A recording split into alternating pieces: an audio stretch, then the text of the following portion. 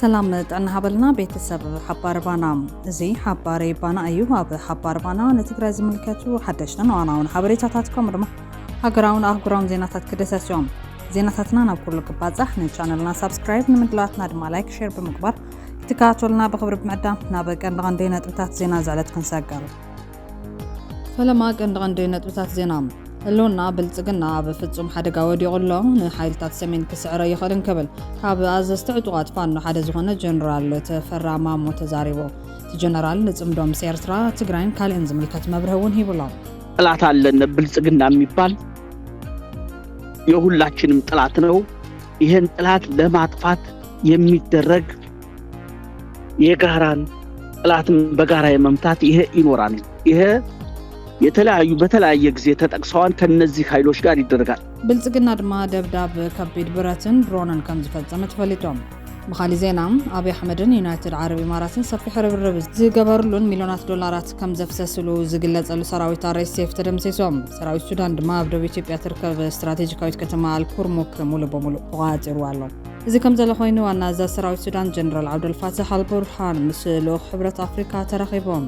ብልጽግና ሓድሽ ንዝጀመሩ መጥቃዕቲ ስዒቡ መስመር ኢንተርኔትን ስልክን ክዕጹ ኣዚዞም ነዚኣቶም ካልኦት ተገደስቲ ምዕባለታትን ሒዝና ኣለና ምስ ሓባር ባና ዝሰዓት ፅንሖም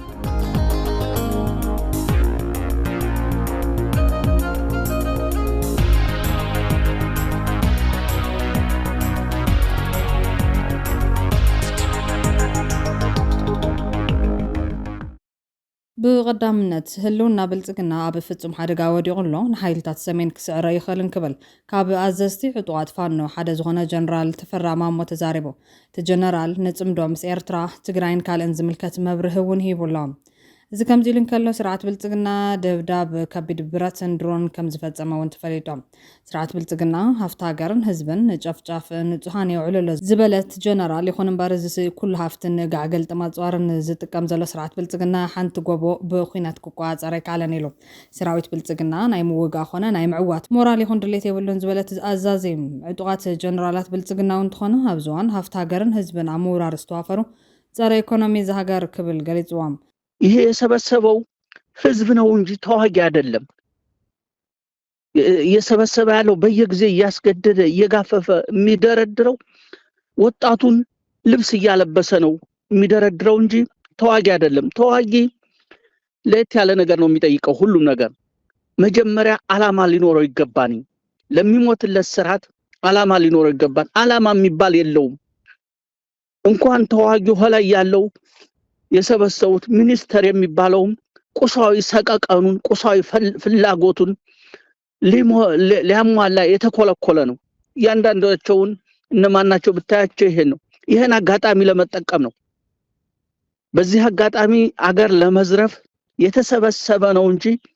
አላማ ያላማ አለኝ ብሎ ባላማ የተሰበሰበ አይደለም ሓብራው ጸላይ በሓባር ንምጥፋእ ጽምዶ ውሳኔ ዝብል መብረህ ዝሃበት ጀነራል ስለዝኾነ ድማ ብልጽግና ንምጥፋእ ድማ ምስ ትግራይ ኮነ ኤርትራ ኢሉ ድማ ሱዳን ክንሓብሪና ብምባል መላኺቶም ምክንያቱም ጥላት አለን ብልጽግና የሚባል የሁላችንም ጥላት ነው ይሄን ጥላት ለማጥፋት የሚደረግ የጋራን ጥላትን በጋራ የመምታት ይሄ ይኖራል ይሄ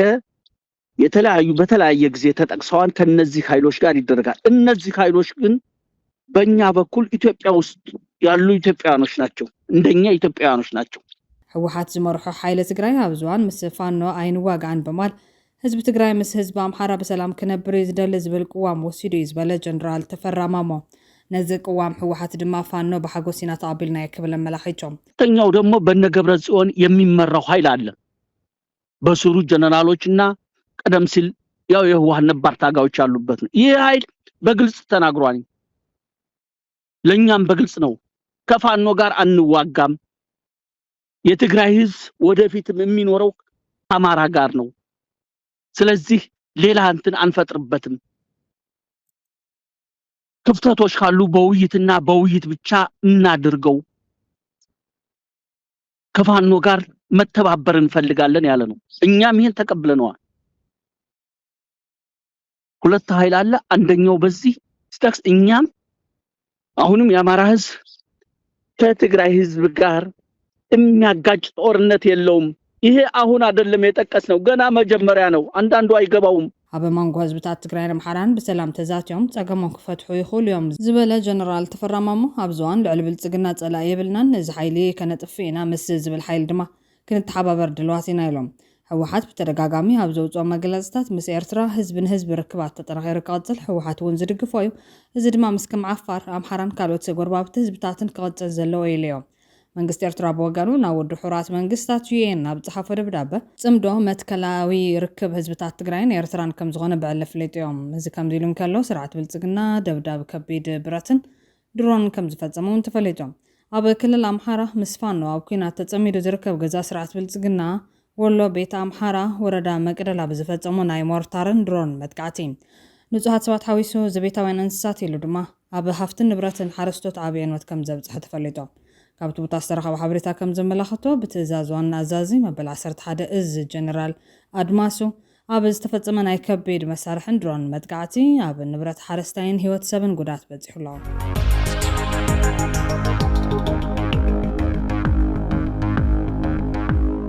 ኮሚሽን ሓርበኛታት ትግራይ መንተላዊ ትግራይ ካብ ዝናሰ ክሳብ ዝዓበየ ዋጋ ንዝኸፈሉ ሓርበኛታት ትግራይ ንምሕጋዝ ኩሉ ሕብረተሰብ እጃሙ ክዋፃ ፀዊዖም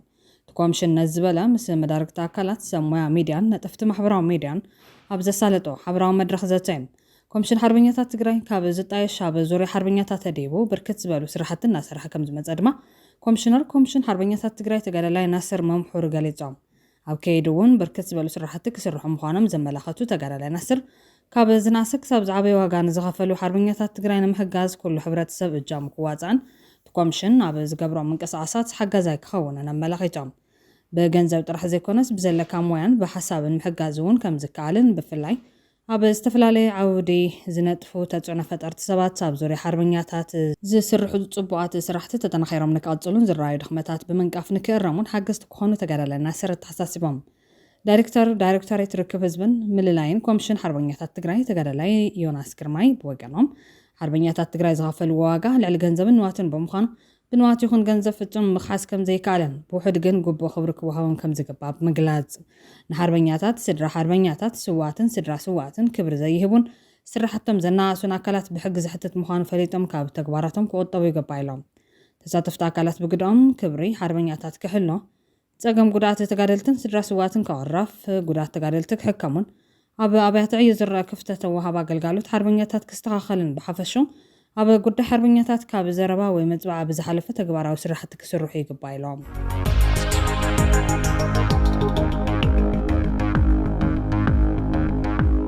ብኻሊእ ወገን ብልጽግና አጀንዳ መረፃ ንምቕያር ዕጡቓት ተዋፊሩ መጥቃዕቲ ፈጺሙሉ ኣብ ዝተባሃለ ዞባ ኣርሲ ሕዚ ዳግማይ መጥቃዕቲ ዝተጀመረሉ ኮይኑ መስመር ኢንተርኔት ኮነ ኔትወርክ ክዕፆ ድማ ተገይሩሎ ኣብ ክልል ኦሮሚያ ዞባ ምብራቕ ኣርሲ ወረዳ ኣሰኮ ኣብ ዝተፈላለዩ ቀበሌታት ካብ ትማል ንጎጃሚሩ ከቢድ መጥቃዕትን ዘይምርግጋዕን ከም ዝተኸሰተ ናይቲ ከባቢ ነበርትን ናይ ዓይኒ መሰኻኸርን ገሊፆም ቅድሚ ሰሙናት ኣብ ቅንያት መረፃ ብልጽግና ኣብቲ ከባቢ ብዝበፅሐ መጥቃዕቲ ምኽንያት ናይ ሚድያ ትኹረት ዋሂቦ ዝነበረ እኳ እንተኾነ ትማል ንጎ ሰዓት 3 ጀሚሩ ኣብ ልዕሊ እቶም ነበርቲ ሓድሽ ዝተዋደደ መጥቃዕቲ ከም ዝተኸፈተ ተፈሊጡ ኣሎ ክሳብ ሕዚ ካብ ዝተፈላለዩ ናይ ዓይኒ መሰኻኸር ብዝተረኸበ ሓበሬታ መሰረት እቲ ግጭት መጀመርታ ኣብ ቀበሌ ቢዮ ዝተወልዐ ክኸውን ከሎ ኣብ ውሽጢ ሂደት ሰዓታት ድማ ናብ ቀበሌ ጨፌ ቀበሌ ኢሬቻ ሚካኤል ሌንጫ ኦዳ ኣብ ውሽጢ በረኻ በበራርቲ ኳስድሬ ዲቡ ሱንቴ ማርያምን ወራምቡስን ተስፋሕፊሑ ብዝተኸፈተ ተኽሲ ክሳብ ሕዝቢ ዘሎ ሓበሬታ መሰረት ብውሕዱ ህይወት 4 ሰባት ከም ዝሓለፈ ተረጋጊፆም ናይቲ ከባቢ ነበርቲ ከም ዝብልዎት መጥቃዕቲ ዝተሰንዘረ ብላዕለዋይ ቁፅሪ ብዘለዎም ዕጡቓት ኮይኑ ቁፅሮም እውን ካብ ኣሽሓት ንላዕሊ ክግመት ከም ዝኽእልን ዕላሙ ድማ ውሽጢ ሓፀርቲ መዓልትታት ንነበርቲ ሙሉእ በሙሉእ ብምፍንቓልን ንብረት ብምዝራፍን ነቲ ቅልውላ ብቁልጡፍ ምዝዛም ምዃኑ ነበርቲ ብዓብዪ ስጋኣት ገሊፆም ኣሎ ብልጽግና ኣብ ክልል ኦሮሚያን ሰራዊት ነፃነት ኦሮሞ ዝመስሉ ናይ ባዕሉ ዕጡቓት ሰልጢኑ ከም ዘዋፈረን እዞም ዕጡቓት ድማ ብጭፍጫፍ ንጹሃን ሰባት ከም ዝተዋፈሩን ዝተፈላለዩ ፀብፀባት ዘመላኽቱ ኮይኖም ቀንዲ ዕላማ ዝሸርሕ ብልጽግና ድማ መጥቃዕቲ ብኦነግን ካልኦት ካብ መንግስቲ ወፃኢ ብዘሎ ዕጡቓትን ተፈፂሙ ዝብል ክሲ ንምቕራብ ምዃኑ ይግለጽ ተወሳኺቶም ነበርቲ ከም ዝገልጽዎ መራሕትን ካድረታትን እትወረዳ ኮነ ኢሎም ናይ ሰብኣዊ ሓገዝን መከላኸሊ መሳርሕታት ተፅዋርን ነቶም ነበርቲ ብምሕዳግ ህዝቢ ጥራሕ ኢዱ ክተርፍ ከም ዝገበርዋን ምስ ዕጡቓት ብምትሕባር ይሰርሑ ከም ዘለውን ይገልጾም ካብ ትማል ምሸት ጀሚሩ ኣብቲ ከባቢ ዘሎ ኣገልግሎት ኔትወርክ ሙሉእ በሙሉእ ክቋረፅ ተገይሩ ዘሎ ኮይኑ ሓዝቢ ዘሎ ዋናዊ ኩነታት ናይቲ ወረዳ ካድረታት ኣብ ነፍሲ ወከፍ ቀበሌ ብምዝውዋር ናይ ሰባት ቴሌፎን ብምሕዳግን ብምፍርራሕን ሓበሬታ ናብ ወፃኢ ከይወፅእ ፃዕሪ ይገብሩ ኣለዉ ክብል ሓደ ናይቲ ከባቢ ነባሪ ተዛሪቦም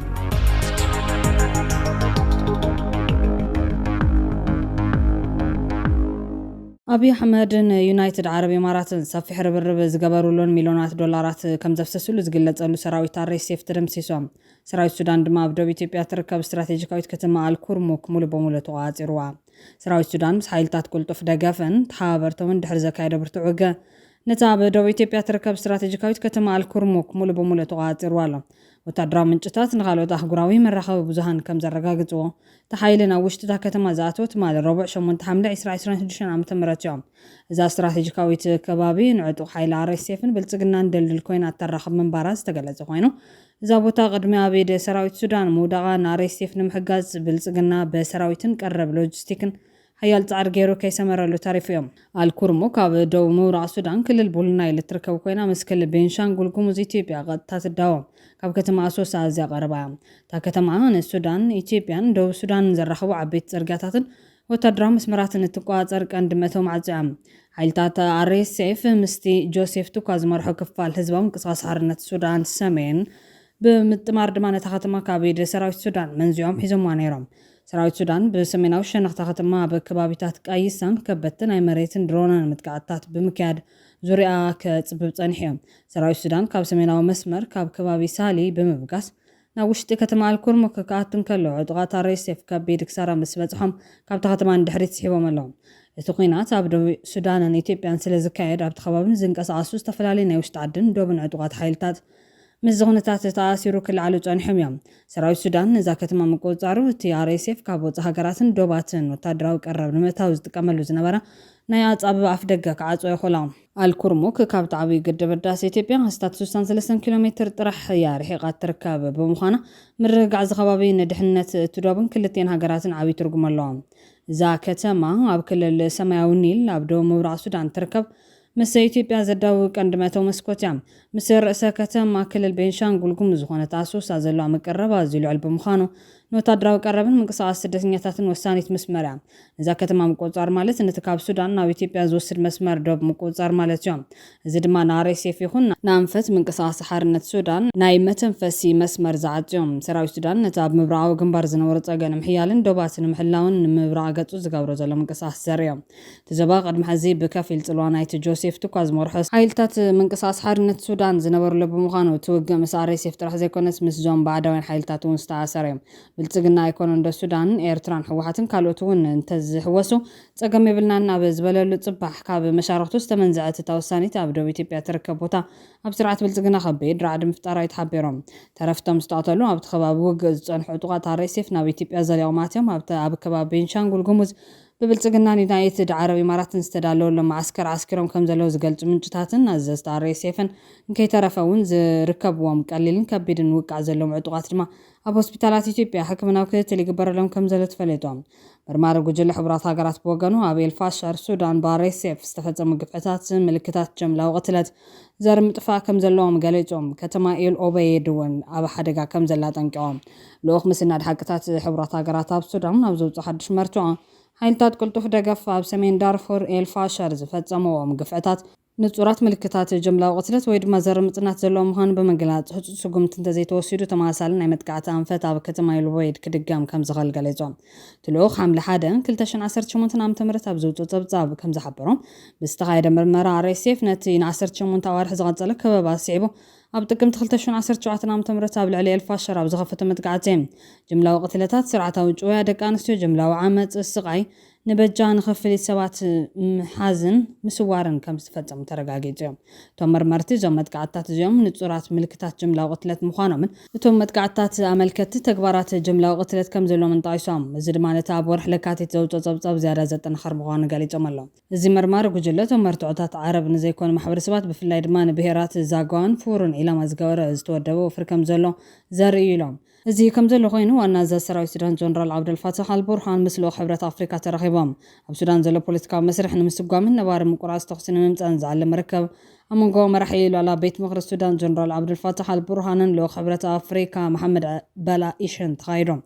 እዚ ሎም ዕለት 2 ሐምሌ 2018 ዓ.ም ዝተኻየደ ርክብ ኣብ ካርቱም ዝርከብ ቤት ጽሕፈት ርክብ ሕብረት ኣፍሪካ ዳግማይ ንምኽፋትን استراتيجيታት ሰላም ንምልዛብን ዝዓለመ እዮም። እዚ ርክብ ዝካየድ ዘሎ ጀነራል አልቡርሃን ንኸባቢ ኩምሩክ ወታደራዊ ሓይሊ ኣብ ትሕቲ ቁፅሮም ድሕሪ ምእታዎም ኮይኑ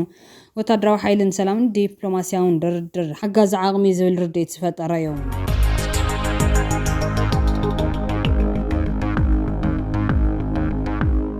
ድሕሪ ምምፃእ አብይ ኣሕመድ ናብ መዝነት ፖለቲካዊ ምሕዳር ኣብ ዝፀበባ ኢትዮጵያ ኣብ ፓርላማ ጥንክር ዝበሉ ሕቶታት ብምሕታት ዝፍለጥ ዝነበረ ዶክተር ደሳለኝ ጫኔ ካብ ፖለቲካዊ ምንቅስቃስ ዓርሱ ከም ዘግለለ ኣፍሊጦም።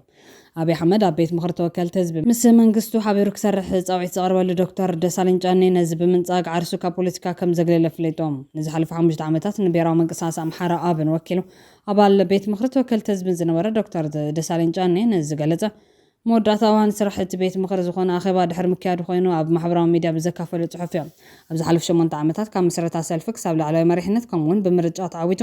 ኣባል ቤት ምክሪ ተወከልቲ ህዝቢ ብምዃን ድምፂ ንዘይብሎም ወገናተይ ናይ ሓቂ ድምፂ ክኸውን ብምኻለይ ዝስምዐኒ ክብረትን ኩርዓትን ልዑል ኢሎም። ካብቶም 547 መንበር ዘለዎ ናይ ፌደራል መንግስት ቤት ምክሪ ኣባላት ብምጉትን ጎልዮም ዝረኣዩ ጉዳያት ብምልዓልን ዝፍለጥ ዶክተር ደሳለኝ ጫኔ ኣብ 7 ዙር ሓፈሻ መረፃ ከም ዘይሳተፍ ዘፍለጠ ካብቲ መረፃ ቀዲሙ ነይሮም። ኣብ ኣኼባታት ቤት ምክሪ ተወከልቲ ህዝቢ ድልዱላት ሕቶታትን ነቐፌታታትን ብምቕራብ ዝፍለጥ ዶክተር ደሳለኝ ጫኔ ኣብ መረፃ ኣይሳተፍን ናብ ዝውሳነ ካብ ዘብፅሕዎ ምክንያታት ሓደ ነፃ ሰላማውን ፍትሓውን ምርጫ ንምክያድ ዝኽእል ምቹ ባይታ ዘይምህላው ምዃኑ ኣብቲ እዋን ኣፍሊጡ ነይሮም። ተወኪል ህዝቢ ኣባል ቤት ምክሪ እንከሎ ጥሪ 22 2016 ዓ.ም ብሓይልታት ፀጥታ ካብ ገዝኡ ተዓፊኑ ብምውሳድ ንሓደ ወርሕን ፈርቓን ናብ ማእሰርቲ ዝፀንሐ ፖለቲከኛ ብዛዕባ ዝተኣሰረሉ ጉዳይ ክሳብ ሕዚ ዝበሎ ነገር የለን።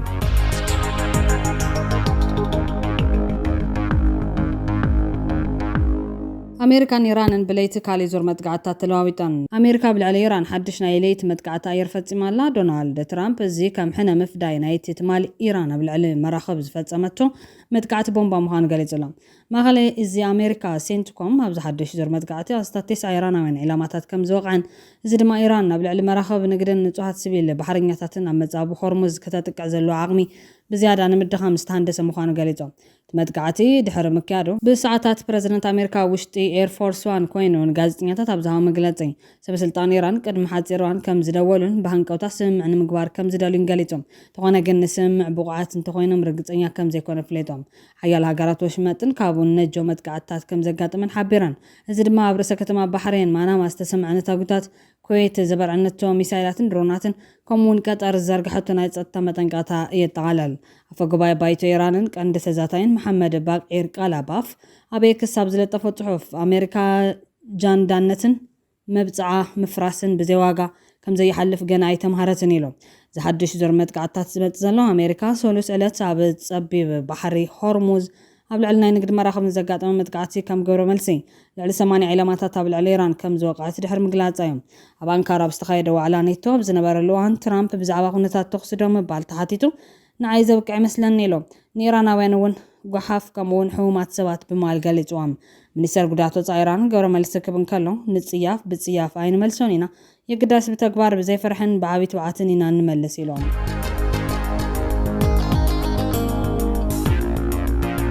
ብትዋትን ክብራትን ቤተሰብ ሓባር ባና ንዝዕለት ዝሓዝናዮም ሓበሬታታት ኣብዚ ከም ቤትና ንቻነልና ሳብስክራይብ ንምድላዋትና ድማ ላይክ ሼር ብምግባር ቤተሰብ ሓባር ባና ይኹኑ። ሰላም